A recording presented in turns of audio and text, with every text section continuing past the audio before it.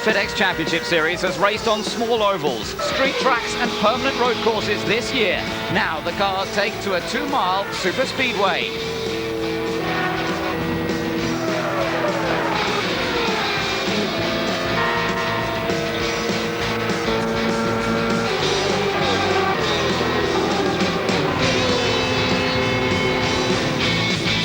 The Michigan 500 will see the cars cover 250 laps of the speedway in the most mechanically grueling race of the year. We have reached the halfway point in the 2000 FedEx Championship Series. Hello and welcome to British Eurosport's coverage. I'm Ben Edwards with Jeremy Shaw, and we thought we'd have a little look back over the first half of the season so far. Now, coming into this year's championship, Juan Montoya was the star of the show. He won last year's series, his first year in the Champ cars. But this year, Jeremy, things have not quite gone according to plan, have they? No, they haven't, Ben. Certainly, I think he came into the season with very high expectations. Toyota had done an absolutely enormous amount of work on that engine over the winter, and it's now very, very competitive. And certainly Montoya has been driving magnificently this year.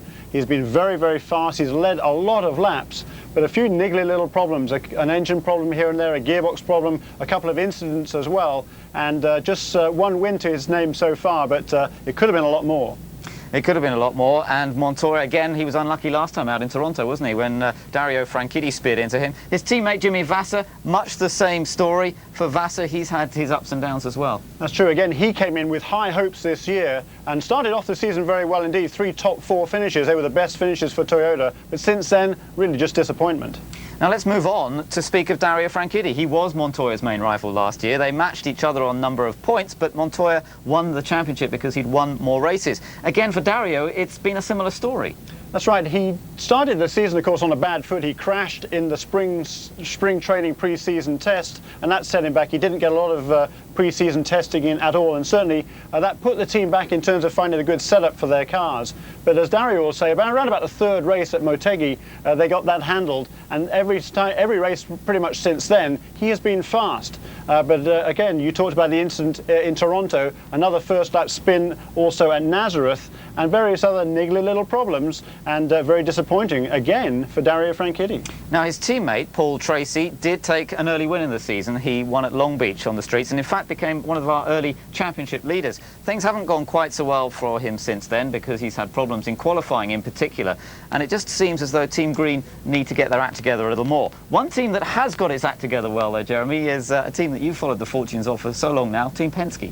That's right, and of course they changed everything over the winter. Drivers, chassis, engines and tyres. Complete new package there at Marlboro Team Penske. And I think all of us really on the inside knew they were going to be strong this season. It's a proven package, of course, and those 2 drivers both got a lot of wins to come in their future careers. So we knew they were going to be strong, and they've absolutely lived up to expectations. Gilles Ferran having won 2 races. Helio Castroneves, a tremendously emotional win on the streets in Detroit. If we look at some of the other winners we've had this year, though, we've had plenty of other emotion. Look at Max Papis, that first win of his career that he enjoyed at Homestead to start the season. Adrian Fernandez was one of our early season winners as well. Since then, we've also had 2 more Ford-powered winners, Roberto Moreno and Michael Andretti, and now we find them just 2 points separated in the championship. I think we knew Michael Andretti was going to be a strong contender this year. He was very fast in the winter testing. Roberto Moreno, perhaps it's some sort of a surprise. It's interesting, those 2 are amongst the oldest drivers in the field. Roberto Moreno at 41, he is the elder statesman, but he's driving like a 25-year-old, absolutely loving every minute of it and taking full advantage of the opportunity that Pat Patrick gave him this year. Michael Andretti taking his 40th career victory last weekend in Toronto, so we'll just have to see whether he can maintain that sort of form. But we've seen plenty of other drivers showing us some great form, perhaps drivers who haven't won races yet, but can't be far off doing that. Alex Tagliani, for example, who took pole position in Rio, looked as though he was going to win that for a while, but ended up in a cloud of smoke going out of the race. Also very impressive from Cristiano De Matta, who led so much of last week's race in Toronto. Yeah, that was a great drive by De Matta. He's a former Indy Lights champion, and he's really taken to these cars very quickly indeed. And again, he has benefited enormously over the winter, as has the PPI Motorsports team, from that new Toyota engine. It's been so strong this year. And his teammate, Oriol Servia, he won last year's Indy Lights Championship, but without winning a race. And he had that sort of spectre hanging over him. Well, he's shown this year that he's a real racer, and he is going to be very strong, I think, for the second half of the season. Well, he comes from Spain, and we've got plenty of Europeans in the championship. Another European who's doing very well is Kenny Breck. He leads the Rookie of the Year points, but of course, a little bit tricky calling him a rookie, as he has plenty of experience from the IRL. He won the championship and the Indy 500, which he won last year. Talking of Europeans, and great interest, of course, in Mark Blundell for us on British Eurosport. But once again, Mark's season has seen some downs, more rather downs than ups, I think. Yeah, it certainly has, at least so far. Again, I think a lot of bad luck for Mark. He's been quick on a couple of occasions and things are just not going his way, but I think there's no question that Mercedes-Benz engine at the moment is not quite on a par with the Ford, the Honda and the Toyota. And I think, well, I know that Mercedes-Benz is working very hard to put that to rights. And with a bit of luck again, Mark will be able to show his true form as the season progresses. Well, we take a look at the championship itself. Unfortunately, Mark Blundell doesn't feature near the top of the table, but we've got plenty of drivers who do. Just that 2-point gap coming into this race at Michigan between Roberto Moreno and Michael Andretti, and plenty of other drivers just in behind who are in with a shout of the title. Yeah, we've had 8 winners already, and last year we set the record with 10 different winners in the season. There's absolutely no reason why that mark shouldn't even be eclipsed this year. It's so competitive in this series, some great racing we've had already, and a lot more to come. Yes, we're starting off the second half of the championship now, and we're looking forward to a very exciting race here at the Michigan Speedway, where you can count on plenty of lead changes. So plenty more of this sort of action to come throughout 2000. From looking at the season so far, let's take a look now at what's been happening here at Michigan. Shinji Nakano suffered an engine failure on Friday afternoon. Not the only one this weekend. On Saturday morning, we saw Mimo Gidley have a Toyota engine failure. Mimo is in for Norberto Fontana at the Della Penna team this weekend. In qualifying then, Takuya Kurosawa became the first man to hit the wall at Michigan this weekend. It was a pretty big impact. It was indeed. He spent the night over in hospital and will not be racing this weekend, but no lasting injuries, we believe, for Kurosawa. Back to the action from qualifying. Good to see Tony Kanaan back here this weekend. He won this race last year, has been out of action after injuring himself in Detroit, but he is making a return this weekend. A respectable performance in qualifying yesterday. But the man who really set the pace early on in qualifying was Christian Fittipaldi. Newman Haas Racing really looking strong this weekend. It's Lola Ford's absolutely on the pace. Castroneves was out of luck. He suffered an engine failure and had to come back out in the spare car right at the end of qualifying. But it was a better story for Dario Franchitti. He came so close to eclipsing Christian Fittipaldi's time. At that point in qualifying, it put him in second position, but there were still 2 to go. Michael Andretti, Paul Tracy, and Michael Andretti went fastest with an amazingly low line. He kept it tight all the way round, and then he had to wait and see what Paul Tracy could do when he came out for his run. And Paul Tracy, he was a championship leader for much of the season. He's lost it with a few bad results recently, but bounced back to form here. His first pole in 3 years.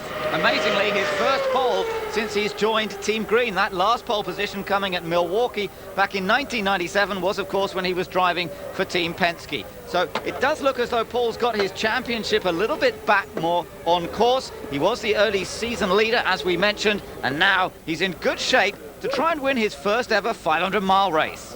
And we've been having a great weekend, and it's all started back from Toronto, getting the monkey off our back. And if we can be strong all day, you know, it's nice to be on pole and get an extra point, but we got to be there at the end. To be there at the end, that is the question mark for everybody. Franchitti ended up in 4th place, but all of those 24 drivers in the race in with a chance, perhaps, of winning today.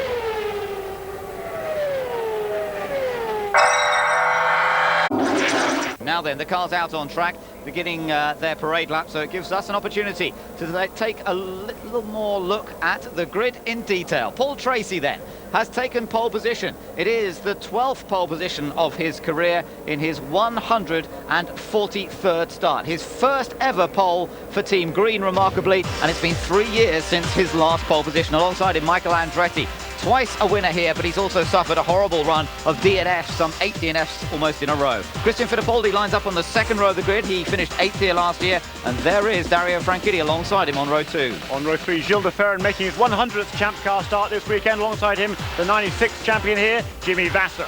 On row 4, here Vasser's teammate Juan Montoya. Alongside him, Alex Tagliani, the fastest of the rookies. He was led from the pole in Rio. Patrick Carpentier chasing his first win still. Kenny Breck's won a 500. It was the Indy 500 last year. Max Papis in 11th place, the leader and loser here last year. Adrian Fernandez alongside him won at Fontana at the end of last season. Elio Castroneves suffered an engine failure in qualifying, just a one lap to set his time. Cristiano Damata was third quick in practice, couldn't match it in qualifying. His teammate Oriol Surveyor on row 8 alongside the championship leader Roberto Moreno. 17th on the grid is Marc Blundell, who finished second here in 97. There is Tony Kanaan, last year's winner, back on row 9. And on row 10, it's Shinji Nakano in his first ever 500-mile race, alongside him Maurizio Gugelmin in the Pac West Reynard. 21st fastest in qualifying, Mimo Gidley stepping in this weekend for Norberto Fontana in John Della Penna's car. He had an engine problem this morning. Michel Jourdain Jr. alongside. On row 12, the final row of the grid, Luis Garcia Jr. in the Arciero Project Indy car, and also Tazo Marquez, who also suffered an engine failure in qualifying. That's right, and of course no Takuya Kurosawa, who would have been our last member of the grid, but having suffered that accident, being knocked out in qualifying, not allowed to take part in today's race, and not really up to it either. Let's take a look at the analysis for this race. It is a 2-mile oval, 250 laps to make up the 500 miles, and a fuel range around 35 to 38 laps, so plenty of pit stops. Yeah, look at that maximum lateral Gs, 4 Gs in the turns here. That's twice every lap. And every lap takes around about sort of 30 seconds or so. This immense amount of G loadings on the body through this race. It's not as tough physically as it used to be, but still it does take quite a strain on the body.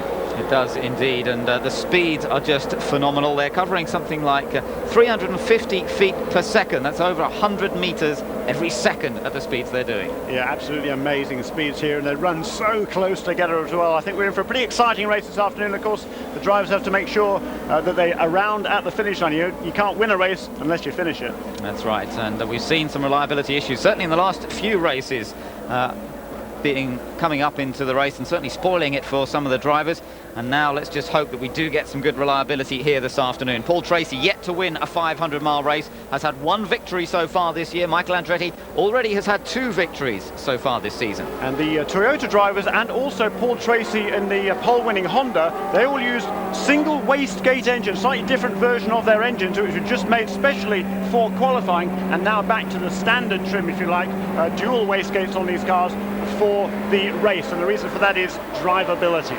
Another little notable that we should mention, as we look through the onboard cameras here, we saw Vassar, and Blundell here also has an onboard camera. It is the 100th race for Firestone since their return to supplying tyres in the series. That was in 1995. It's been a great track for Firestone. They had their first ever pole when they were up against Goodyear. That was with Parker Johnston in 95. And the same year, they took their first win here at Michigan with Scott Pruitt. So a good weekend for Firestone. They're celebrating. They're the only tyre supplier now, remember, in the Champ Car Series. And so everybody has the same equipment. Now then, here we go. The cars beginning to get themselves in grid formation. 24 cars to start the Michigan 500. We're looking at a race length of around 2.75 hours. It was 2 hours 41 minutes last year, but that's the sort of distance that they have to psych themselves up for now. And even so, I think you'll expect to see plenty of passing and repassing even in the early stages. Tracy beginning to build up the speed now. Watch out for the second row. It's Fittipaldi and Franchitti. Those two will be looking to pick up the slipstream as they head out of turn number 4 and take the green flag for the start of the Michigan 500. And down on the inside there is Gilles de Ferran. Oh, de Ferran almost making contact with Fittipaldi. De Ferran takes the lead into turn number 1 as around the outside the 2 Team Green cars, both Tracy and Franchitti.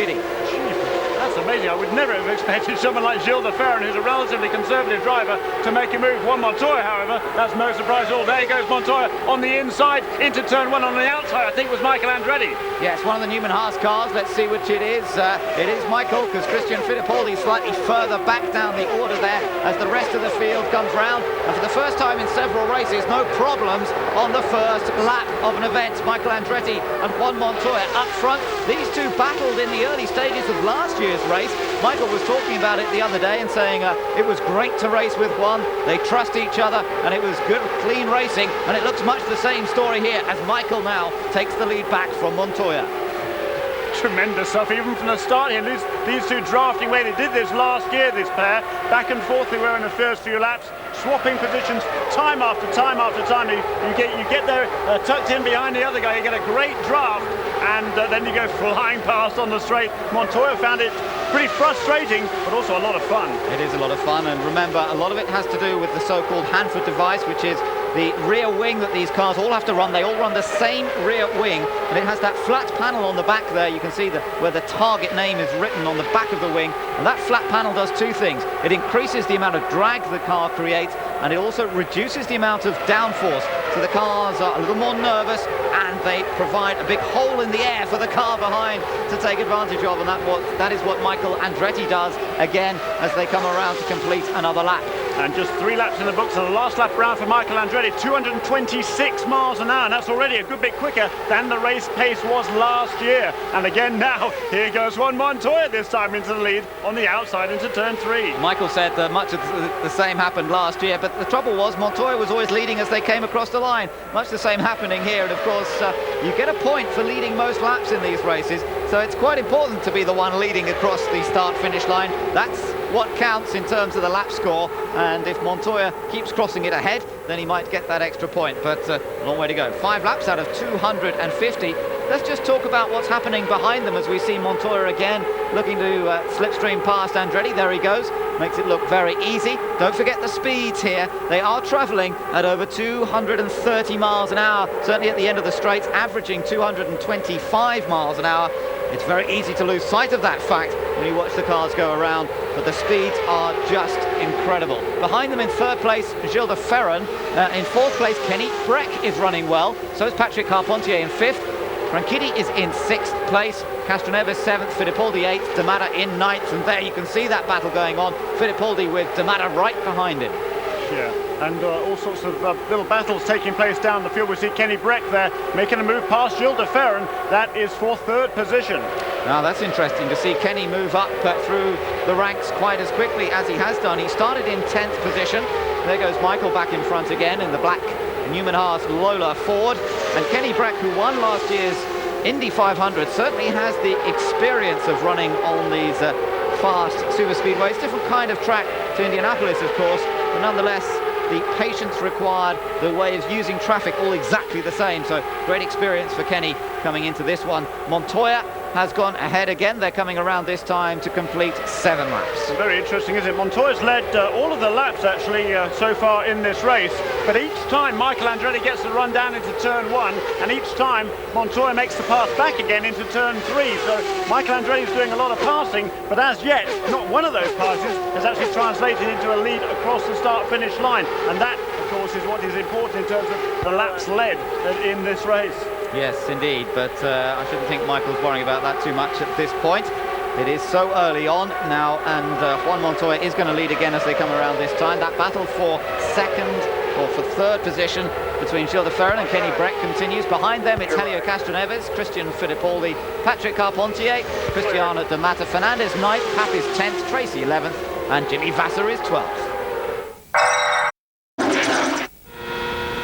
Welcome back to the Michigan Speedway. We're on board with Adrian Fernandez running in 9th position. Ahead of him side by side, Patrick Carpentier up on the outside, and Cristiano D'Amata, the Brazilian, just there as well in the Toyota powered Reynard. Cristiano D'Amata, who led so much of the race in Toronto last week, and now we're on a completely different kind of racetrack. This 2-mile high-banked super speedway where Juan Montoya is the race leader, but still he's changing virtually every lap with Michael Andretti. You're watching Christian Fittipaldi at the moment, and Christian's back up into 4th position, being chased there by Gilles de Ferran and Helio Castroneves in the 2 Team Penske entries. There we are back with the race leader, Juan Montoya and Michael Andretti.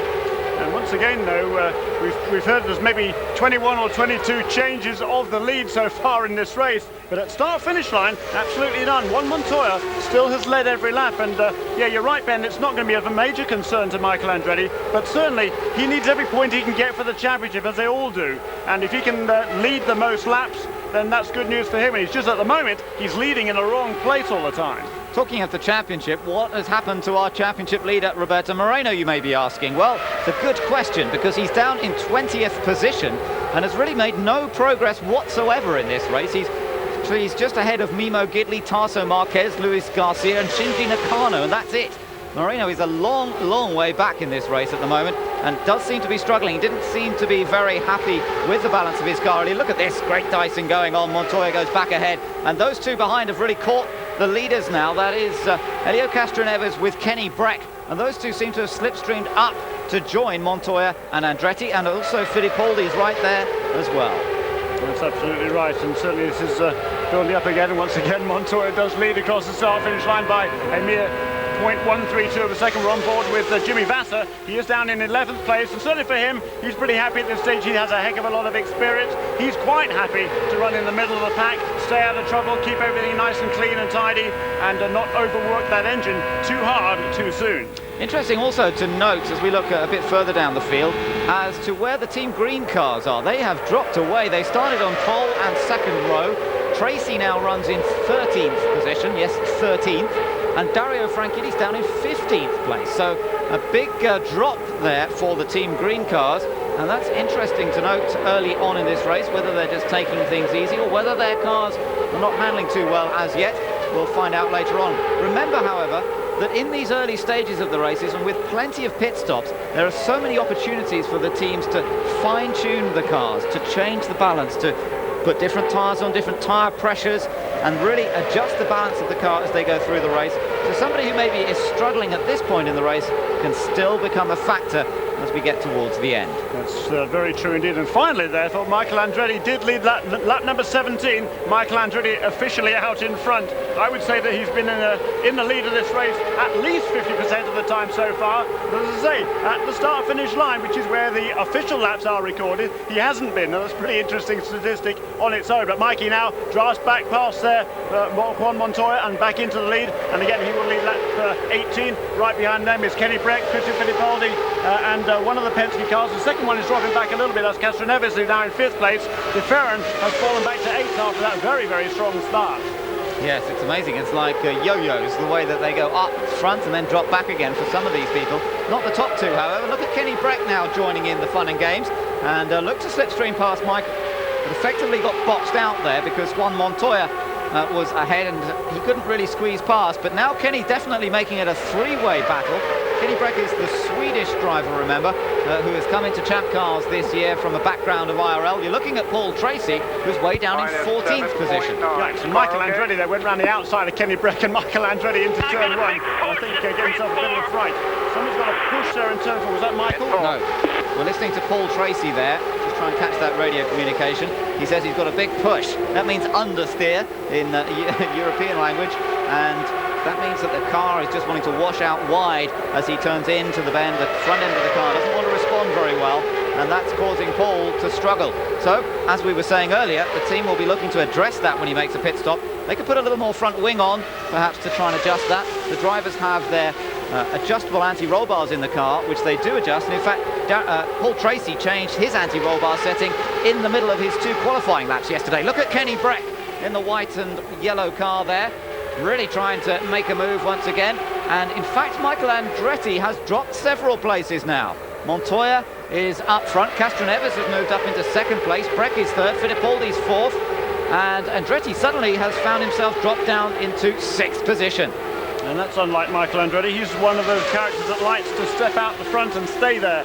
And I'm not quite sure whether he will have been informed by his crew. Just take it a little bit easy. I'm not quite sure. But look at this start here. Again, look at that. 4-5 abreast almost. And Gilles Ferran there down on the inside on the apron. And also Juan Montoya following him through. And that really has set the scene for this race so far. Paul Tracy there falling back into 3rd place right away. And as you say, Ben, now back into 14. Yes, it was a fairly frantic start, but as we said at the time, they got around the first lap safely despite moving all over the place. Montoya moved up from his starting position, which was on the 4th row of the grid, to lead by really pretty much by the time they went up the backstretch. So that was a very impressive start indeed. And then, of course, we saw Montoya and Michael dicing for the lead. But it's changed again now because Castroneves has come through. We have a new leader. It is Helio Castroneves, chased by Juan Montoya. Kenny Breck lies in 3rd. Fittipaldi 4th. D'Amata has moved up to 5th. Andretti back to 6th place. Then it's Max Papis, Adrian Fernandez, Gilles de Ferran is 9th. Carpentier 10th, Jimmy Vasser 11th, and Alex Tagliani in 12th. Our pole sitter, Paul Tracy, back down in 14th place, and Dario Franchitti seems to be struggling as well. He's down in 16th position. Championship leader, Roberto Moreno, he's way down in 20th. Yeah, certainly some interesting place changing going on here in stages are just now coming up, the leaders are, to lap the first couple of back markers. The first one actually will be Luis Garcia Jr. He's been having a pretty good dice with Shinji Nakano pretty much from the start of this race, and they have fallen off the back of the main pack. And although they're actually beginning to close in again on Mimo Gidley, who seems to be struggling a bit the last couple of laps. And there goes Castroneves past Luis Garcia. Yes, Garcia being lapped there. Keeping out of the way, that was sensible. And the race leader, Helio Castroneves, looking to be passed by Juan Montoya again. I think Montoya is going to pick up the slipstream once again. These two working fairly effectively together at this point. Two young chargers of the Champ Cars, Helio Castroneves and Juan Montoya, both with one win apiece to their credit, and they're coming up now to lap Shinji Nakano in the blue and white Walker Racing entry, the Japanese driver. And not far ahead of these two is, there he is, in fact, Roberto Moreno there. There is Roberto Moreno as Castroneves sweeps past to the inside, and Montoya looking also at the same time to retake the lead. Look at that, 3 abreast there. Helio Castroneves goes past Moreno safely, but that is Moreno down 1 lap already, and that is a disastrous start for the championship leader. He is already trying to get back into this race, but he must be struggling with a car that's very much out of balance. Had a great result here back several years ago when he was driving for Peyton Coyne. He finished in 3rd place in a car that many people wouldn't have expected to have gone that well. But this time he seems to be on the opposite end of it, and that car, he is struggling. We gather the car's gone loose. That means oversteer, and that's not much fun to have on a super speedway at 230 miles an hour. Absolutely not. At those sort of speeds, a loose car is exactly what you don't want. And with all the experience that these teams have with these cars, kind of surprised that they should go loose. In years past, the tyres would effectively lose a lot of their adhesion as they wore, and the tyres would, as they go off, the cars would then go loose. But these days, the Fast and Far-Halt tyres really are incredibly consistent. They really don't go off to the same degree at all as they used to. Look at this pack of cars behind that gaggle. Mimo Gidley, Mark Blundell, they're all in that little group there as they're trying to lap some of the slower cars as well. So we've got laps cars in there, we've got fast cars, and it really is very exciting in that particular section. There's Jimmy Vasser finding a way past Roberto Moreno, who really does seem to be struggling. And that's what you see on these tracks so often, that if you don't have your car working well, you just go backwards, and that's what's happening to Roberto Moreno, going backwards at 220 miles an hour rather than forwards at 230 miles an hour. Jimmy Vasser holds on to 12th, but our race leader is Helio Castroneves.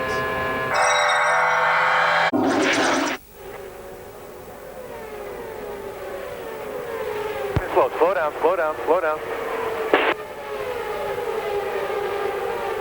Toya also signalling there to the crew that I think he wants a front wing change, as yeah, they're making a little front wing change. Montoya, the first of the leaders to come into the pits there and back out again. A good clean stop for him, and we're expecting Helio Castroneves in. There he is, Helio Castroneves leaving it 1 more lap before having to come into the pit lane, and he was well, those two of them were really swapping the lead every lap just before they made these stops. Yes, they were indeed, and Castroneves now, routine pit stop for this crew, and Rick Reinemann and the boys there go to work on the number 3 Marlboro Reynard it is these days, with a Honda engine. There's 4 fresh Firestone tyres on there, and if they can do it in under 12 seconds, it'll be a very good stop. They're just waiting for the bit last of the fuel, and away he goes.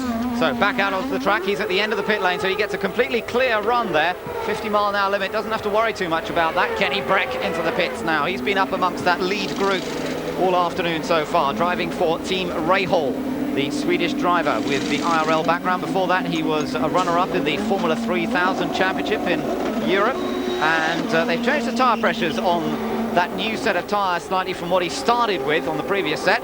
So he's also looking for some slight balance improvements, and amazingly they can completely transform the handling of a car with just ½ a pound of tyre pressure difference on these kind of tracks. That can make all of the difference. Now I think we're going to see a few changes for Dario, who's been really struggling here. Look at the front wing change. Yes, definitely a front wing change on that. No surprise, he'd been complaining, or I think both drivers complaining, the cars are understeering. And we now switch our attentions to the man who should have won last year, came so close to winning. Go, go, go! Maxi gets it back out. Blend line on your way out! Watch the blend line, he's told. Let's make sure he gets the speed limit all the way down to the end.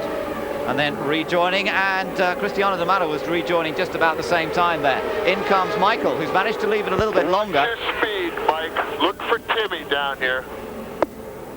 Listen up on the radio as Michael gets his instructions to stop in the Newman Haas pit. Tires and fuel. Hit your marks, Mike.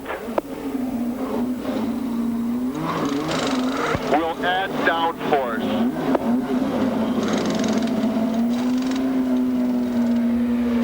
Another front wing change. Here. Wait a minute.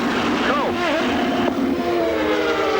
So great stop from Michael Andretti, and a great view from that helmet camera for us. In comes Christian Fittipaldi, who's left it even later, and Adrian Fernandez, Jimmy Vasser are still to make their pit stop. So a couple of cars really managing to get great fuel mileage here so far.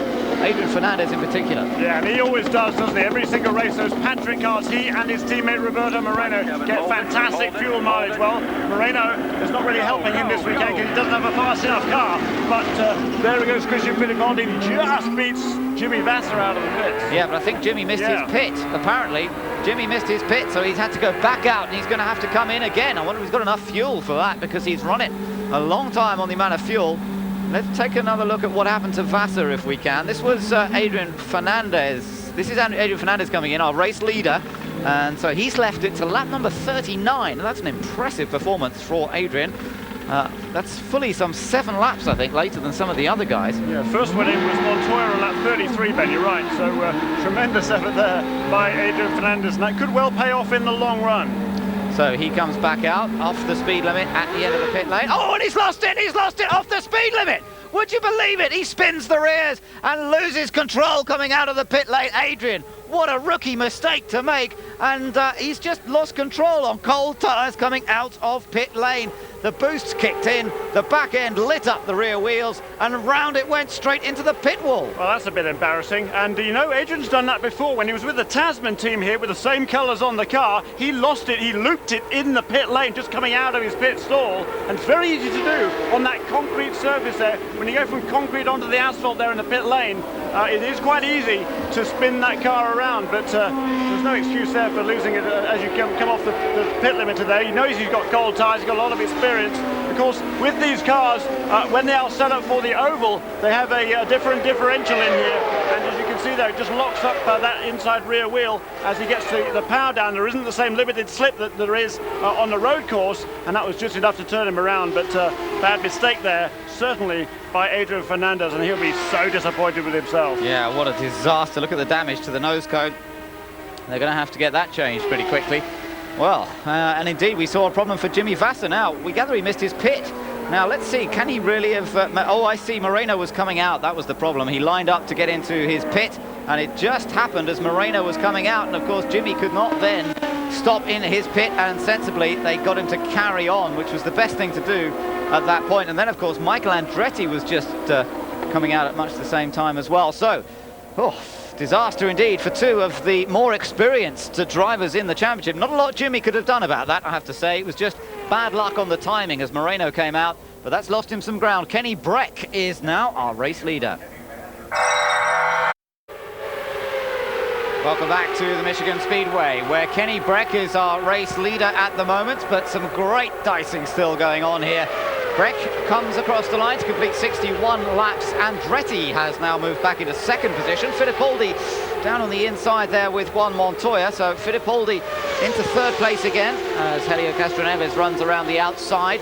And then right behind is Christian Fittipaldi. But there is Tony Kanaan in pit lane. Now, are they going to send him back out again? It looks as though it might all be over. They took the side pod off, they took the engine cover off. But it looks as though they might send him back out once again as Michael Andretti goes ahead once again. We saw Michael leading in the early stages in a dice with Juan Montoya, and now Christian Fittipaldi comes up with him, running in 2nd place. Breck running up wide. Helio Castroneves also taking the wider line there.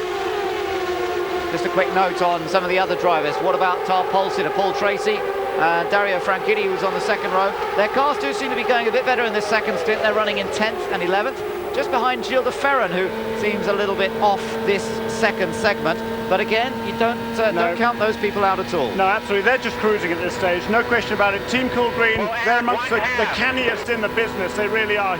Kim Green and Barry Green here, they know they don't need to don't need to play their cards too early in the game, and that's exactly what they're not going to do. They're going to keep their cards close to their chest, just troll around there in the midfield. They'll be absolutely quite happy with the way they're going. They're not stressing the engine, they're not using their tyres up too much, they're not using up too much fuel. They're in great shape at this stage in a race. Yes, and with Franchitti having made an extra pit stop for a bit more fuel earlier on, that will put him slightly out of sequence with the leaders, which could come out fairly interesting later. Now then, Michael Andretti and Elio Castroneves are the two that are dicing for the lead at the moment. Kenny Breck down in third place on the inside there. Still Juan Montoya. You can always bet that Montoya is going to be in there somewhere, can't you? The man who has led so many laps this year, but has only one race victory to his name. That was on the Milwaukee Mile back in June. But of course, Montoya was so fast at so many of the early season races. Homestead, he led the race there in Miami. He led the race in Motegi in particular, where he led most laps. At Nazareth, he also ran very quickly, ended up in fourth position. Montoya has been out of luck, but always in the hunt, and it's much the same story here. They're coming up behind, I think that's Tony Kanaan, who's back out on track once again, and the leader's getting past safely as Castroneves goes back into the lead.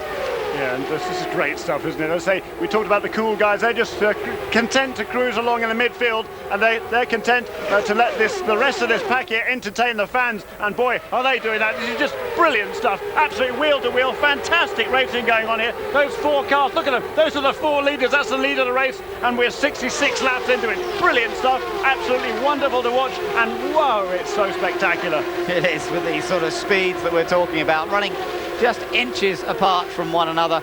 Such precision, such accuracy required from the drivers. And as the car changes, don't forget the car's constantly changing fuel loads, tyre wear, turbulence. Every lap is different. It might look the same, but every lap's quite different. Yeah, you're absolutely right. We're underestimating. They're making it look so easy, these guys. But you know, concentration is a huge part of this race, and it takes a lot out of these drivers. We talked about those G loadings in the corners. 4 Gs as you're going through there, and to put that into perspective a little bit, if you think about the space shuttle, when that takes off from a launching pad with however many thousands of horsepower of thrust that has, millions of pounds of thrust, whatever it is, it's absolutely immense. The maximum G loading, I'm told, on that space shuttle as it takes off from the launch pad is 3 Gs, and the astronauts only experience that really for a few seconds off the launching pad. These guys are putting up with 4 Gs 2 times every lap for 250 laps. That's right, so that's pretty impressive stuff, gives you some idea of what they withstand, and then they go and tell us that this isn't one of the more physical races as well. Would you believe it? Well, it's pretty tough on the neck, that's for sure. Max Papis, the view from on board, and it does look as though Tony's race is done. What a shame, the defending champion here at the Michigan 500, who took the win last season when he was driving for Forsyth, now with Monon Racing. And sadly, he becomes, I think, our first retirement actually from this race. Yes, he is. After 60 laps, the first retirement, and it's been a fantastic race. So what a shame for Tony Kanaan. And by my reckoning now, I think we've had 12 official lead changes. And I emphasise the word official lead changes. That's at the start-finish line. I'd say it's got to be closer to 40 or 50, maybe even more than that, out around the back of the track. With often 2 passes for the lead every single lap. And great stuff. And Michael Andretti now is back at the front of the field and looking very, very comfortable indeed. Yes, we are getting into the area of pit stops again, because Juan Montoya, for example, has now done 37 laps since his last stop. There were some yellow laps to start that off, so that's why he's been able to go a bit further. But 37 laps for Montoya. He surely will have to come into the pits very soon now. Yeah, it'll be a little while. They ran they went yellow on lap 40. They restarted on lap 47. So you can add another. Those sort of 6 or 7 laps, you're only going to use half as much fuel as you would do if you're on at full chat, which these guys most assuredly are right now. So probably another 5 or 6 or 7 laps, I would suggest. Maybe even a bit more than that before they come in for the next pit stop. No, roughly 5 or 6 or 7 laps, I would suggest. Castroneves chasing after Montoya. That's in the battle for second position. And remember, the equipment that they're using this year, Castroneves in that Reynard Honda, pretty much the package that Montoya had last year. Now then, let's hear from Tony Kanaan in pit lane.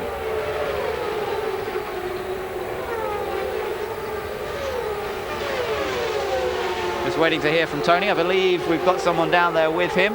So let's hope we get to Yes, here. what a change Here of we fate. go. You win last year, and now you're the first out. What happened, Tony? Well, we had some temperature problems, and you know, the water temp started to get too high, and we didn't want to risk anything. You know, we were just could make a lot more mass, and I could hurt myself and hurt the car, and it's great to be back. I was having a lot of fun. The car was really good.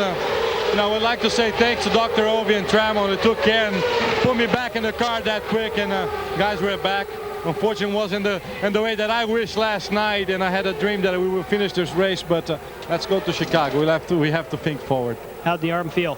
Great. The arm is much better than my car right now.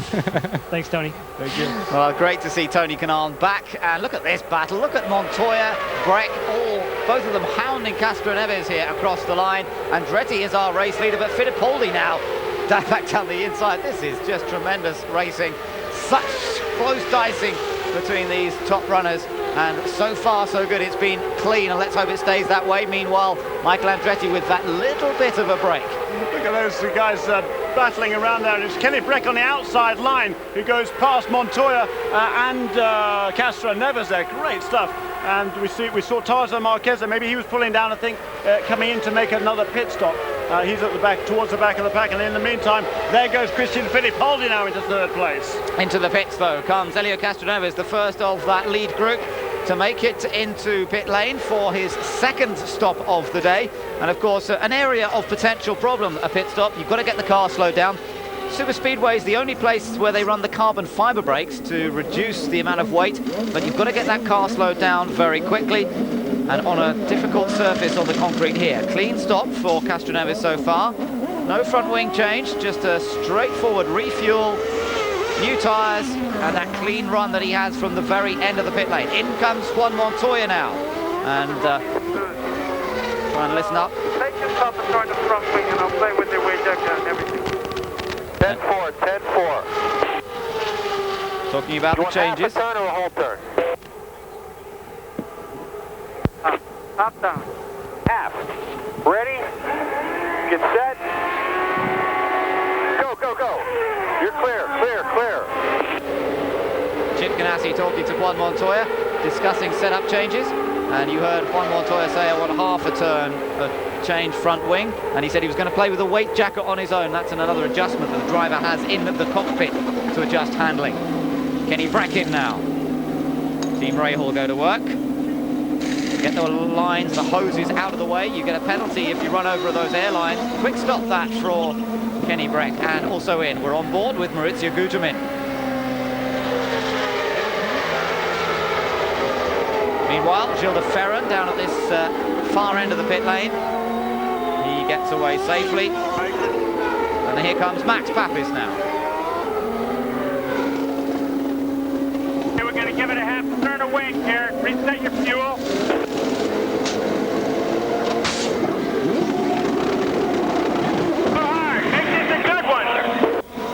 Another great stop. Anything under 12 seconds really here is an excellent stop, and that was certainly a great stop by Team Rahal there.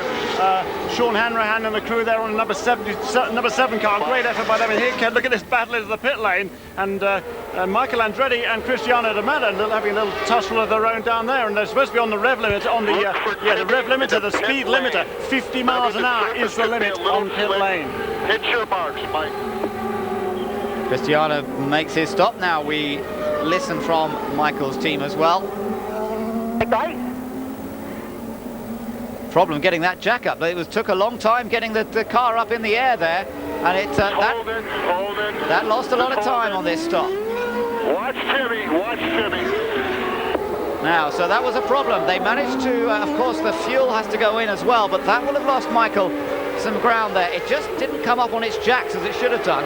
They got the refueling started, but they couldn't. They undid the wheels, but of course they couldn't pull them off until the thing was up on its jack. So Michael Andretti getting a little bit of bad luck, but I don't think we'll have dropped too much time thanks to that. No, but here comes Christian Fittipaldi, the race leader, onto pit lane, and he is, I think, is the last one in this sequence. So there's a couple of people here hoping that there's a yellow roundabout now. That would enable them to move back onto the lead lap. Noticeable amongst them being Jimmy Vasser and Mark Blundell, and they too will have to come into the pits within a few laps or so. Here he goes to work. Roberto Moreno's crew with the highest point score in the Craftsman Pit Crew Challenge so far this year for fast stops. Hold it. Watch Kevin. Go, go, go. Christian's team, one of the best as well, and they prove it again with another exemplary stop. So out comes Christian Fittipaldi. And what this means is that Dario Franchitti has he come in? Well, yes, he has. They were all in, right. The top three. The last three to pit in that sequence were Fittipaldi, Franchitti and Servier, and they all came in on exactly the same lap. I think also actually was Michel Jourdain Jr. So next time around, the field will reset itself. And Jimmy Vasser, he was hoping there was going to be a yellow in that. And while those pit stops were taking place, it didn't happen. He comes back into the pits and presumably will remain one lap down unless he can get out of the pits very, very quickly. He'd been running very strongly indeed, Jimmy Vasser. He'd moved up to about sort of 6th or 7th or 8th in line on the racetrack, but he was still a lap down to the leaders. We've got a yellow for debris out there. Let's take a look here at Michael's stop. He slid a little bit in there, slightly out of position, and that, I think, was the problem in terms of not getting the air line, the air jack. Yeah, the guy was actually knocked over there, was he? Was he actually knocked over? I couldn't quite tell, to be honest. To be honest, I was looking out of the window and I didn't see it. We shall have another look in a moment. Yellow flag comes out, and that was bad timing, wasn't it? The yellow flag for some of those guys. For Jimmy Vasser in particular. So they are all backing off again and will join behind the pace car as Max Papis is race leader after that second round of pit stops. So here we go, ready for the restart on lap number 88 as they come around. Max Papis, who has taken over the lead purely by a fast pit stop last time and has got in front of the pack for the first time, takes the green flag. Castroneves in second place. Kenny Breck is in third and diving down the inside once again as they head down into turn one. They pick up the pace once more, back up to speeds of 225, 230 miles an hour and into the action once again. Papis, our race leader. Castroneves is in second position. In third, Kenny Breck trying to do something about it.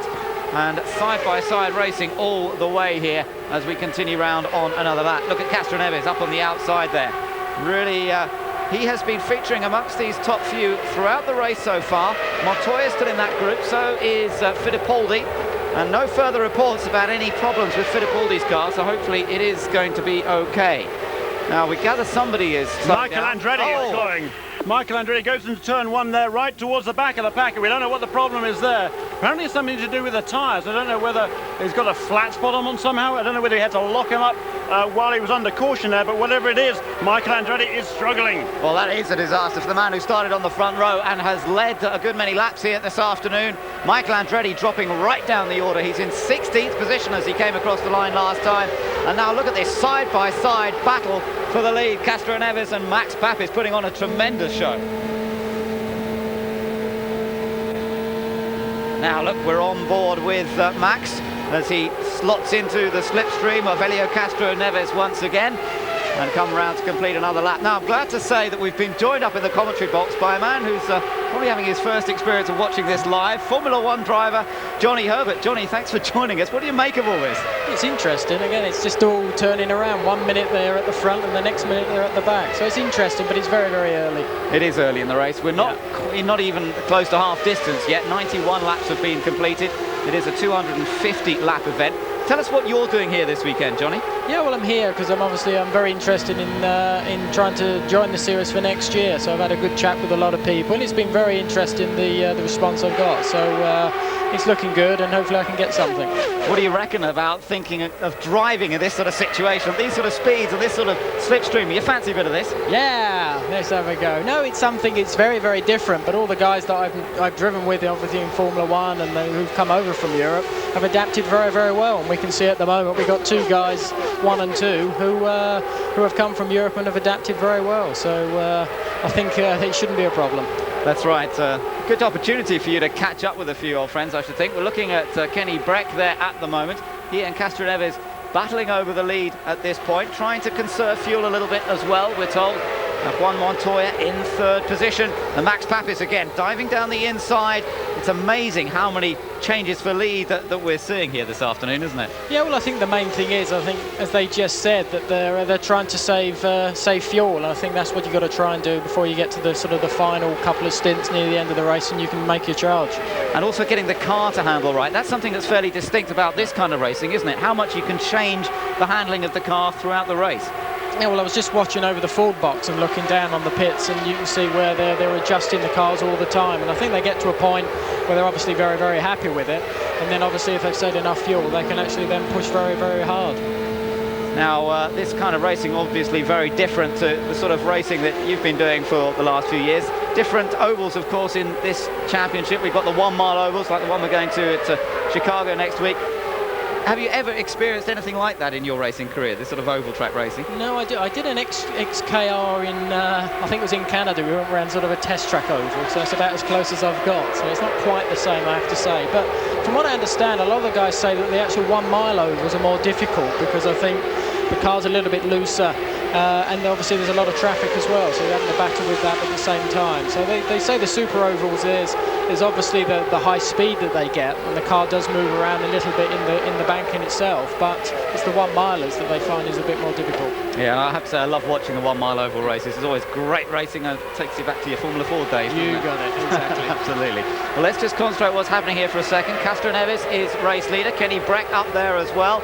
And Jeremy, Michael Andretti, who dropped back so far, he is gaining a bit of ground again, isn't he? Yeah, he is actually. He's moving up several places. He's already made up 3 positions. He's back up now into 12th place and going great guns at the moment. Last time he was the quickest man on the track, a little bit over 225 miles an hour. Again, reiterate that's the average speed of the car around the track. And we hear from the pits that perhaps the tyre pressure just didn't come up tyre pressures didn't build up like they do when you get some heat into the tyres. It tends to build up the pressure on the tyres. I'm sure Johnny can talk us a little bit about that. But it didn't come up initially, but now it has, Johnny. Yeah, well, I think it's something that obviously they try and get the right pressures for when they get on track, because obviously they're cold compared to where we have. Oh, there's been a big accident. Breck is in the wall. There was contact between Fittipaldi and Breck. Everybody's trying to avoid the debris. Huge amount of debris spread all over the place. Kenny Breck is coasting down the side wall there and trying to keep out of everybody's way. The car, the side pod ripped off on this side and ripped off on the other side as well. And this is the first accident we have seen of the race. We had an accident in qualifying, but are coming together there. And did you go through that debris? And we're just listening up on the radio. A lot of debris out there, and look at that. That is the wrecked remains of Kenny Breck's car. Wow, and you just saw how quickly things happen. So look at this, dude. There's Kenny Breck on the outside there of Christian Fittipaldi. Fittipaldi obviously didn't see him, and look at the result. Yeah, I say this is where the spotters are. That's one thing I've learned. There's a lot of spotters around the track, and they're just trying to tell each other where the other car is. And obviously here there's a bit of confusion with the spotters there. That's right. And actually the spotter for Christian Fittipaldi, in actual fact, is Gualter Salas, another champ car driver who's good buddies with Christian. And Gualter came over this weekend, and I was talking to him about it yesterday. You have to look so far ahead, and I think perhaps he was looking too far ahead there. And Kenny Breck trying to make a move on the outside. It's not really the place. It's too early in the straight really to be making a pass. When you come off the corner there, you tend there's not much room to relax on the straight. When you do come off the turn, you tend to just maybe take a glance. Yeah, try and hang back a bit, I think. Yeah, and you generally would hang back in that situation, not make the pass until the end of the straight, because that's when you're going to get the major part of the draft in any case. Yeah, I get the possibility, I guess, is obviously he's following Castro Neves Fittipaldi, and he may have just got a bit of understeer. You just never know. You see he's crossing on the back of him, and now you see maybe he might just move over a bit, maybe. Yeah, certainly, but there's no question that Fittipaldi did not see Kenny Breck in his mirrors, and now we see Christian Fittipaldi pulling onto pit lane, and it would be amazing if there wasn't there is substantial damage to the side of that car. Easy. Listen up on the radio. His pit area. Just do the tire only. No fuel. Just do the tire. He has a puncture, as you can see. Cool. Yeah, that right rear tire is pretty badly damaged there, and they're going to have a look around the rear of the car and make sure there's no more damage to it. And you can see the team here having a good close look around. There's no real rush here. He's got plenty of time. But in any case, they send him out. I would have thought it would have been worth holding him in the pit lane for another 10 or 15 seconds. Had a real good look over that car, because he's still going to be able to rejoin at the back of the pack in any case. But they seem to reckon that everything is okay. send Christian out, and meanwhile the sweep up goes on. Yeah, a lot of bits to clear up there, so it's going to take a little while. Helio Castroneves is our race leader, Montoya second, Max Papis is in third, and we're almost a lap 100.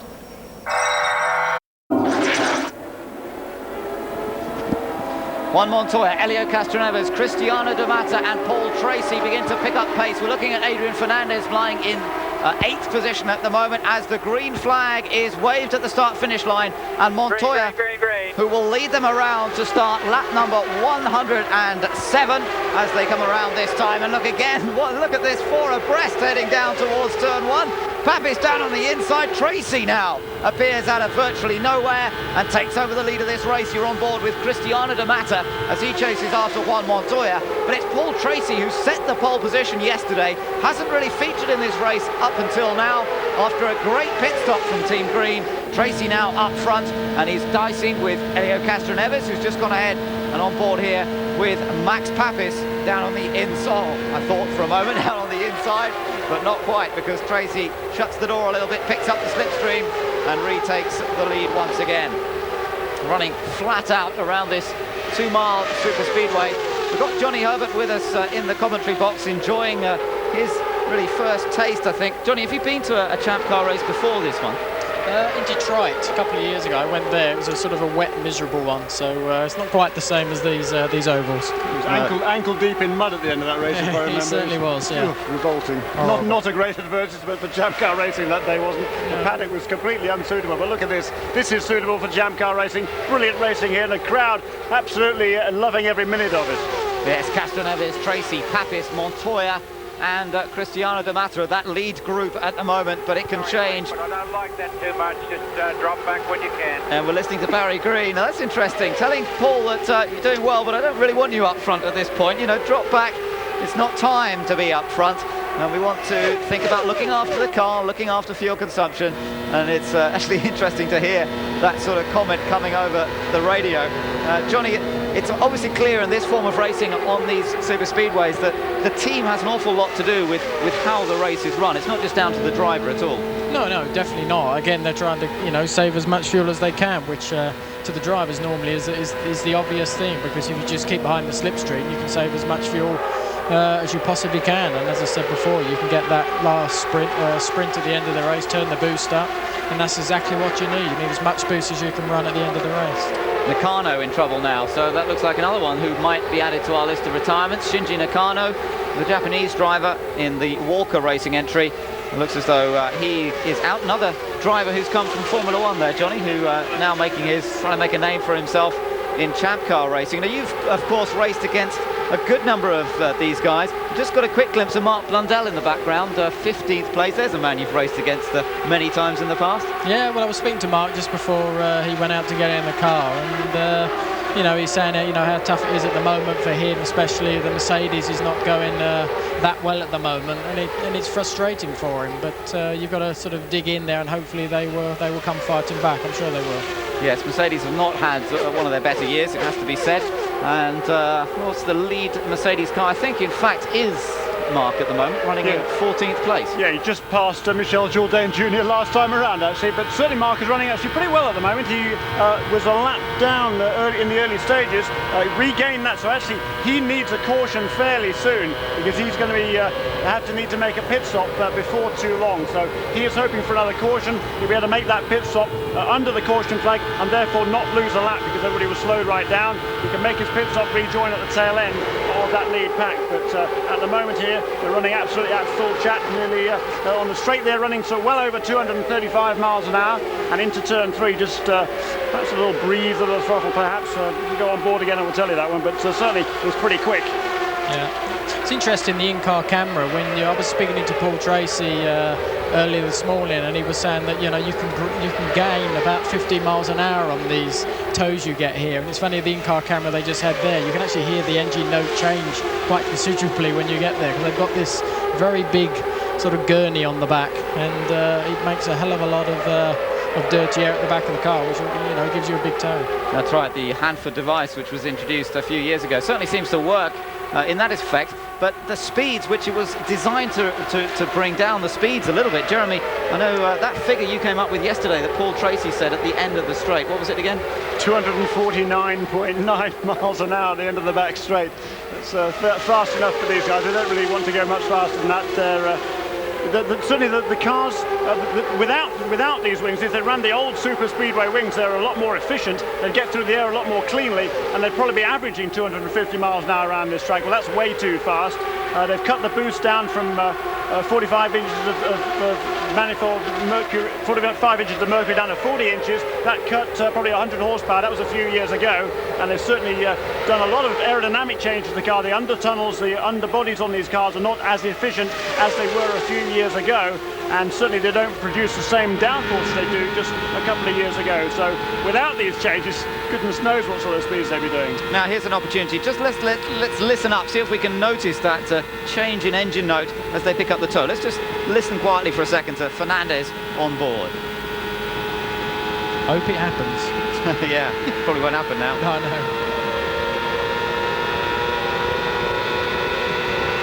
Picking up a sort of double tow a little bit here, heading down into turn 1, but not really catching up that much ground. Fernandez running down in, where is he now? He's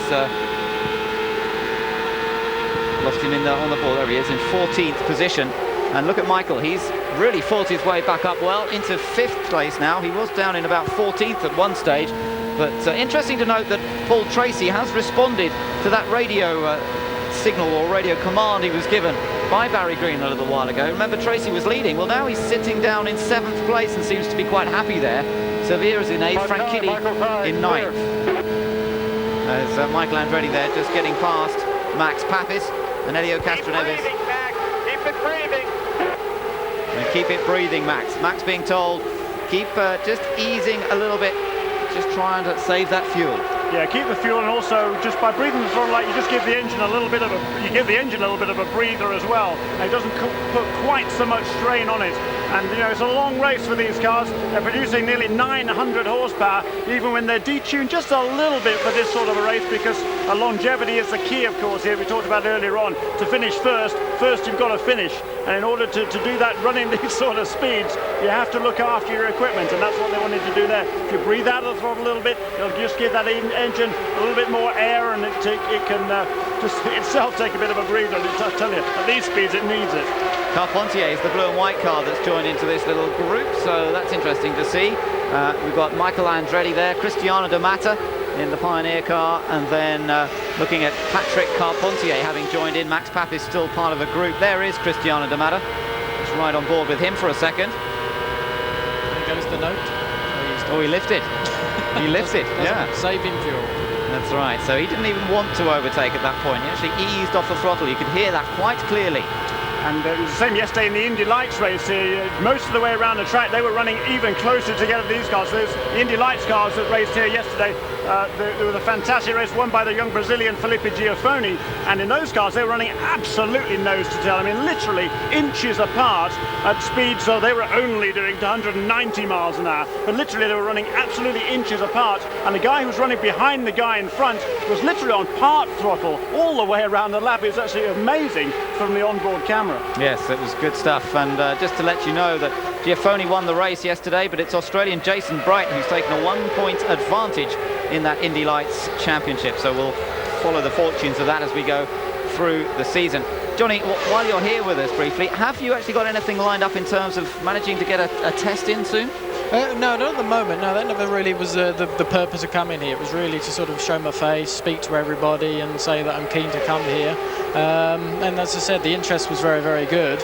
But maybe that'll be something that will actually come along very soon. Great. Well, we shall look forward to finding out about that. Lap number 121. We are over half distance here in the Michigan 500. And Castroneves and Michael Andretti are dicing for the lead. Welcome back to Michigan, where suddenly things have changed slightly in that we at last have a comfortable leader. It is Helio Castroneves, and somewhere in the last few laps, he's just worked his way faster and faster. He's got almost a 10-second lead over this battling group for second. And suddenly Servia's popped up in there as well. That's the amazing thing. Servia was running, he's been running very well. There is Servia. Servia and Tracy, 2 laps ago, were 9th and 10th. They're now 2nd and 3rd. All of a sudden, they rocketed past everybody, and I'm not quite sure what's going on. I think fuel strategy may be playing out a little bit here. I think, though, most people are going to have to make 2 more pit stops. I don't think they're going to be able to do it on just the one, but that's perhaps what some of these guys are thinking right now. Yes, I think that it must be a different fuel strategy going on with some of these people. I think it wouldn't explain why this man, Helio Castroneves, is just stalling away up front, and nobody has stayed with him at all. Nobody's in his slipstream. They're miles behind him now, and he is nearly 10 seconds ahead, and this is by far the biggest lead that we've seen all afternoon, and it really has only just developed in the last few laps. Up till now, nobody in this race has had any sort of advantage. They've all worked together. Trying to listen, I think it was trying to listen up to the radio there, hard to hear what was going on. Servia now in 2nd position in that yellowy green car. Tracy is in 3rd, Montoya 4th, Franchitti's up there in 5th, Carpentier in 6th place, Fittipaldi and Andretti are both up there as well. Suddenly Papis, who was running 2nd or thereabouts, is down to 9th, Fernandez 10th, Guterman 11th, and that's really the 11 cars that are all involved. And I think really anybody of this 11 could still win. After that, we've got a few laps down, Luis Garcia and Tarso Marquez, Mimo Gidley, and then we're into our list of retirements from that point. Yeah, anybody can win at this stage, certainly, but that's going to be quite a chunk of a lead there that Castroneves has at the moment, and he's running on his own, and it's going to be interesting to see whether he can maintain that lead with his other pack working together. If they're working together, Johnny, can they make a move towards catching Castroneves? Well, at the moment they seem to be running very similar lap times to Helio. I'm a bit surprised that he can run that fast by himself and they're not catching him, but they picked up a little bit that lap 4 tenths quicker than Helio. I think they need to consciously work together if they're going to catch him, I think. It would be a bit unfortunate if another yellow came out for Helio. He's done such a good job.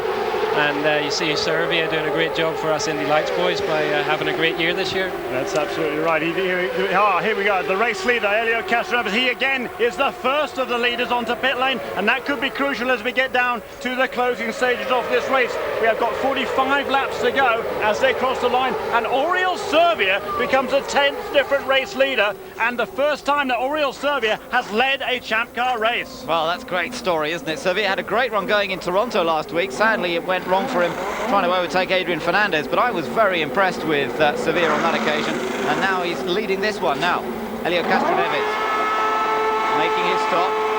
45 laps to go. They need to get a full tank of fuel on board, and they could do with some yellow laps to be able to make it to the end on that tank full of fuel. They really could do with a yellow. That's right. That wasn't the best of pit stops by Helio Castroneves there. I think it took a little. Then you see he goes a lap down there as the leader swoop past him at 230 miles an hour plus. So Servia is the leader of that group. Tracy in 2nd, Andretti is in 3rd place. We've got Johnny Kane with us, the Indy Lights racer Johnny Kane, fighting his way in the championship this year. And you mentioned Oriol Servia doing a good job for the Indy Lights boys. Of course, he is the reigning champion. You raced up against him last year, didn't you, Johnny? Yeah, we had some good races. It quite often seemed to be Oriol and myself, at the press conferences after qualifying and stuff. Well, now he's got a real battle on his hands. The pressure is on, and he's into the pits. Paul Tracy also into the pits. So is Patrick Carpentier. Now then, the spinning umbrella down at the end of the pits, that marks Cristiano's pit stop area. Paul Tracy's crew go to work, and that we know how quick they can be. Now, a bit of a front wing change. Interesting at this late stage in the race to make that front wing change. And away he goes, Paul Tracy. Now, let's keep an eye on Servia. Is Servia going to get out in front? No. Tracy gets ahead of Servia in pit lane. Servia comes back out with Carpentier following them. Yeah, great stuff. And now this is where the pit crews play their part in the outcome of this race. And Servia's crew there, Bobby Golazinski and the boys, not quite as quick as Paul Tracy. But it's pretty tight. They came in virtually together, and they went out pretty close together as well. But Tracy just able to get that little bit of an edge. Yes, that's right, and we'll keep an eye out how they come out in regard to Helio Castroneves, who made his stop the first of the leaders to stop, but we've still got these leaders going around. Andretti, Tracy, is up there. Franchitti, in fact, up there now with the leaders. In comes Juan Montoya and Max Papis, the man who came so close to winning this race last year. He comes in for the pit stop. Now then, 41 laps to go for Max Papis from this pit stop. That sounds a little bit more feasible, perhaps. It'd be tough if it's green all the way, but that is feasible. Montoya, the same story. Have to get a lot of fuel on board, the full tank and a front wing change. Out alongside Papis, and it's Montoya just ahead of Papis. Just ahead as they get to the blend line. You can just see that from our commentary position. And again, lap 210 here. Adrian Fernandez is the last guy to come into the pits. Remember, the surface is slick, nice and easy. And this is very interesting indeed.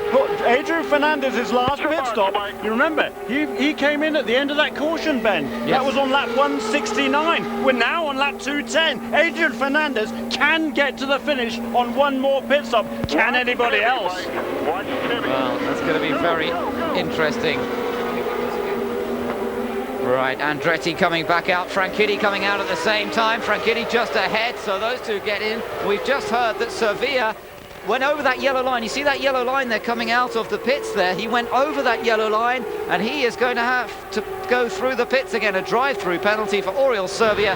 That really is disappointing after a tremendous run. Here is our new race leader. It is Adrian Fernandez. He has, as you said, Jeremy, he's out of sequence a little bit on the stops, and he's still out there at the moment. Sevilla, though, has to come back into the pits, and that is such a shame. Oh, yeah, what a tragedy for this young Spaniard. He's been a revelation this year, absolutely brilliantly as he has driven, and that's just utter dejection it will be for the PPI team. That's just exactly what he didn't need to do. Just a little rookie mistake. He just strayed a little bit above that line, and it's an automatic penalty, and in he comes. Adrian Fernandez, he's still going strong there. Now he makes the move onto pit lane. If there'd been a caution in that last lap or so while he was still out there, he'd have had the race in the pocket, because everybody else, he's a lap clear of everybody else at the moment, and now he will come into the pit lane. He will lose that lap advantage.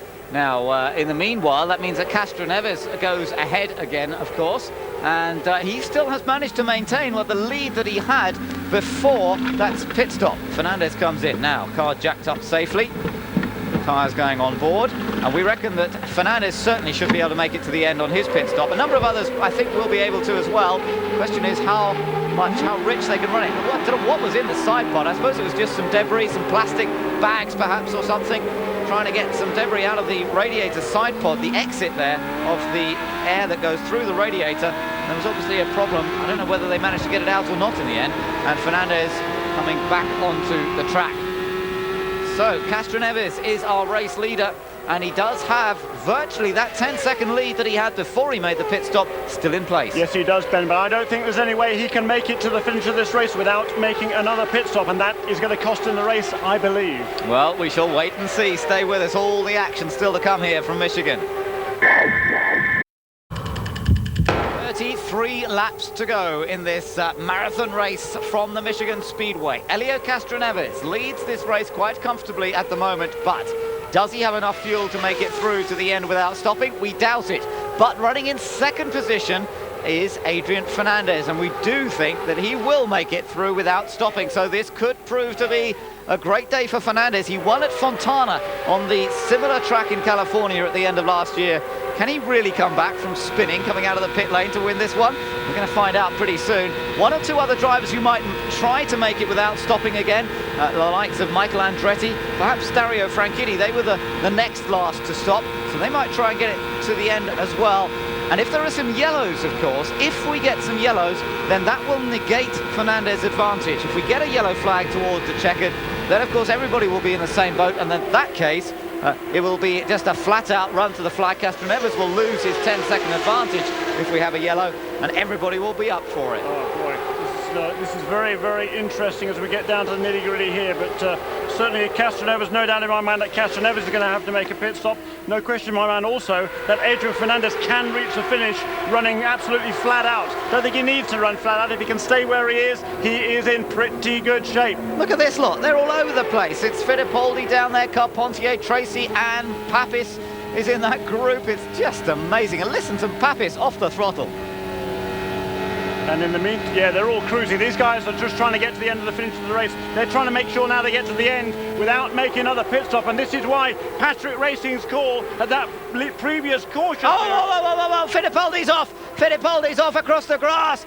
Wow. Slamming across the grass. He hasn't hit anything yet, and he doesn't hit anything, and that is amazing that he gets across. There is a yellow flag. Suddenly the fuel consumption becomes less critical, although this yellow probably won't last too long. Now, I was looking out the commentary box window when that began, so I didn't actually see what happened. Take another look here. He's in the middle of that little group, and oh, there was a jostling for position there. They're all backing off so much, and somebody backed off a little more than he expected. You're absolutely right. That's exactly what happened, I believe, Ben, and he had to get out of the throttle and jink to the left, and as he did that, he lost control of the car.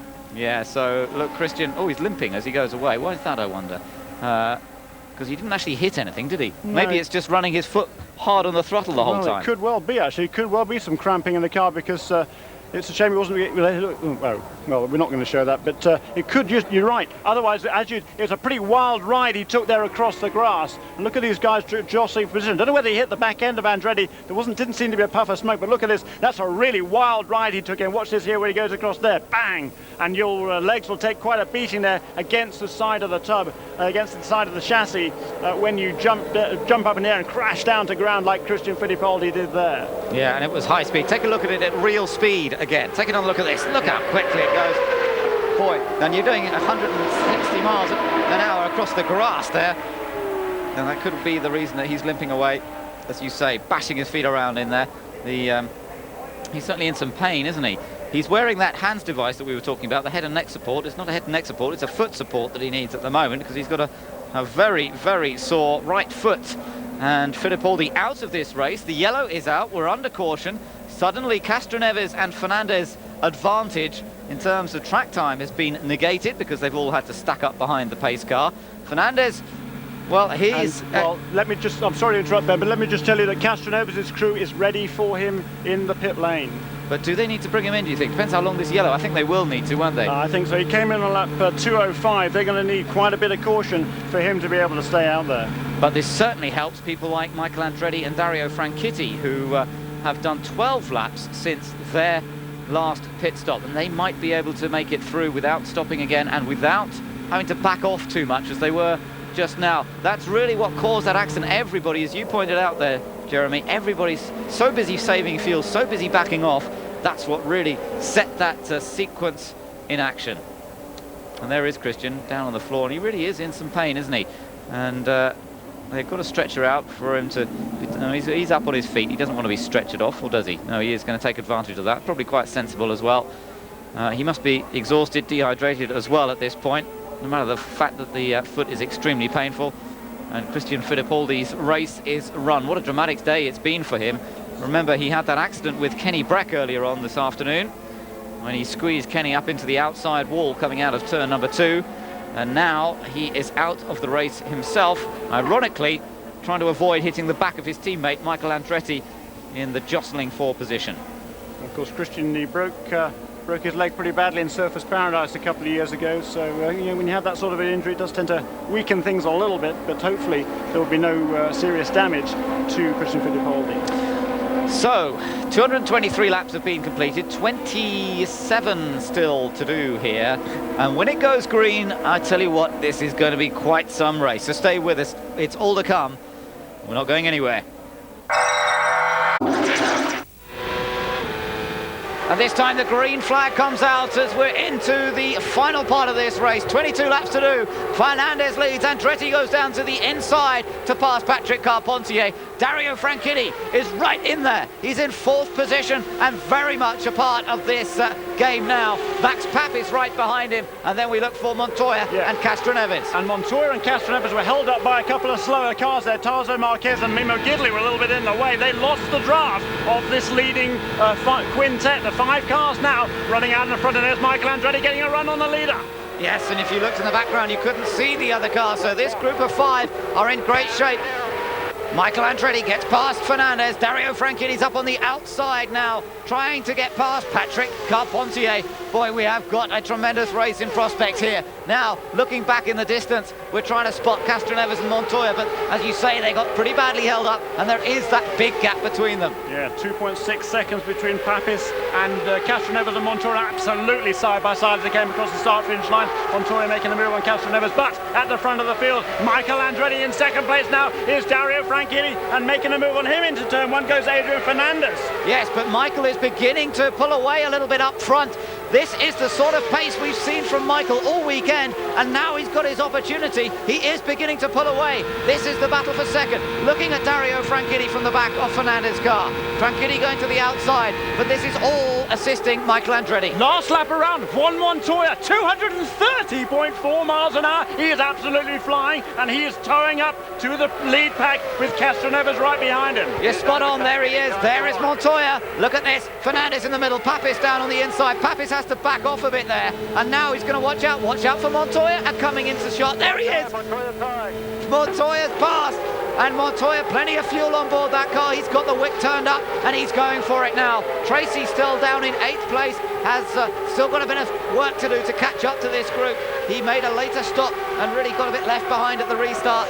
And now look at Montoya finding a way past Dario Franchitti as well. Montoya is flying here. Wow, great stuff. This is really, really exciting. We're getting down to it now. New tyres on that Chip Ganassi car, and he makes the move to the inside of Dario Franchitti, who, of course, his tyres are now already 30-odd laps old. The two men who battled for last year's championship, Montoya and Franchitti, who've had such a tough time this season. Now, looking at a podium finish, Fernandez gets passed there by several cars. Papis and Castroneves, and poor Fernandez, who looked set for a victory here if things had gone slightly differently. If that last yellow hadn't occurred, he could have been in great shape indeed. There's a little spot of water around. There's a big cloud over the circuit at the moment. I do hope we're not going to see a little spit of rain here at the end of the race, but we've had ideal conditions up till now. Just noticed that little spot of water on Fernandez's car. Meanwhile, Montoya in second place, chasing after Michael Andretti. And look at that, these two dicing for position, and Montoya now beginning to make inroads into that lead of Michael Andretti. He will be now in the draft as they come off turn 4 across the start-finish line, and it's 15 laps to go this time around, and there he goes into turn 1. He's got past Andretti, but can he stay there? Or can Andretti just repass him again, as we saw in the early part of this race? These two were the two who got away at the start of the race, and they were dicing away for the lead. And now it's back to square one after 250 laps, nearly 500 miles, and the two of them are absolutely together once more, slipstreaming past one another side by side out of turn number 4. And Montoya, certainly, no question about it, he is the quickest man on the track at the moment. Oh, Michael Andretti squeezes him low there down into turn 1, but he still gets through.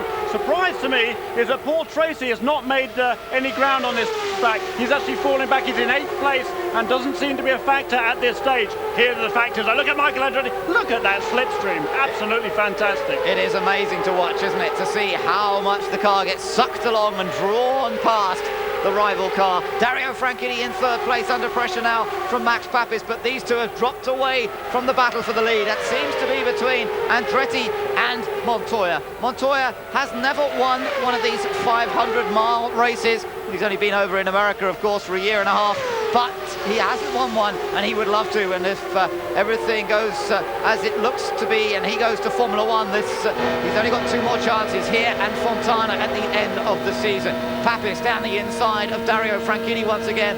This the battle for 3rd place. Let me tell you, everybody in the grandstand is on their feet, on the edge of their seat or on their feet. This is fabulous stuff. Across the line again. That's 238 laps completed. 250 lap mark coming up. Just 12 laps to go here on this 2-mile superspeedway. What a dramatic race we have witnessed this afternoon. And now we're into the final play. Juan Montoya moves to the inside again. And it reminds me very much of that 3-way battle we saw between Vasser Zanardi and Greg Moore a few years ago. What a tremendous race that was, and the late Greg Moore came through to win that in dramatic form. Look at that slipstream, isn't it incredible? And these two, they were dicing this way at the beginning of the race, and they're doing the same again now. And funnily enough, the pace of the leaders now is around about the same as it was early on. Looking back at my chart here, they're doing 32.0, 31.8, 31.9 at the beginning of the race. with exactly the lap times they're doing now, and in miles an hour, 225 miles an hour. Well, this is, I don't know what is going to happen here, but let's just hope they can keep it clean, keep this good racing, and it's timing. It's going to be down to timing of the run that is going to be so crucial. And how do you predict that? Trying to work out which one is going to be ahead across the line. That's the key. Look at it side by side here through turns 1 and 2. Flat out all the way, and Montoya slots in behind Michael again, picks up the slipstream, dives to the inside and retakes the lead. Hear the radio told that he's clear, and the spotters really coming into their own now. They've got to tell these drivers when they're clear of one another so they know to retake the line. Look at this, wow! Andretti gets past once again. Yeah, and seems to be one Montoya again. He always seems to be the one that is out front at the start-finish line, as you correctly said, Ben. It's timing that is going to be the crucial thing here. And I don't think, not sure whether you want to lead across the start-finish line last time around. You perhaps do. You perhaps want the other guy to make the move into turn 1, so you can make the move into turn 3, and they are thinking ahead, no question, these two. Michael Andretti has a little bit more experience, but one Montoya, he has some amazing straight-line speed on that car. He can run quicker than anybody at this stage in race when he's out in clean air. These two have developed a healthy respect for one another. It started badly in their first relationship when they almost came to blows in Motegi after Montoya felt that Andretti hadn't been helpful, and Montoya himself almost put Andretti in the wall. I'm glad to say that they've sorted that out in the time that Montoya has been in Champ Car racing, and the two have developed, as I say, a pretty healthy respect for one another, and this is great racing that we're watching here. Andretti crosses the line ahead that time. 7 laps to go. It's all going to come down to the final lap. Dario Franchitti trying to finish on the podium here today. Needs to get his season, needs to give it a kick start. Finished 5th here last year. Can he do a little better this time? And Mauricio Gugelmin, he's had a problem. He's been the black flag and has come into the pits, and he was running at the tail end of the lead lap in 9th place. He's lost that place already to Oriol Serbia. Side by side once again, and the two of them, if anything, are going to be caught again by Dario Franchitti and Max Papis behind. Well, that could be fun, because then we might get a 4-way battle on the last lap. Patrick Carpentier not far behind. Castroneves is still running 6th, Fernandez 7th, Tracy 8th, Sevilla in 9th. This is just great. We've got 5 laps to go here, and now we're getting down to the nitty-gritty. Michael Andretti, he holds that lead, a tenuous lead over one Montoya. Look at the draft that Montoya gets, and they're side-by-side across the start-finish line. First and second place, and 3rd and 4th equally side-by-side. Just watch these two drivers on the top of their form.